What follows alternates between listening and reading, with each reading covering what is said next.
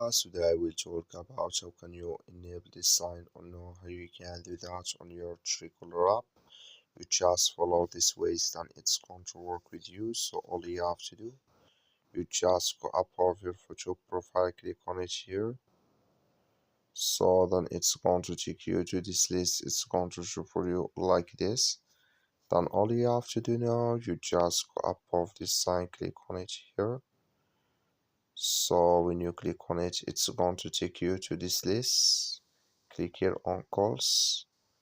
So then it's going to take you to this list. It's going to show for you like this here. Then you go down, come here to hear from Phonebook contacts. Click in this sign.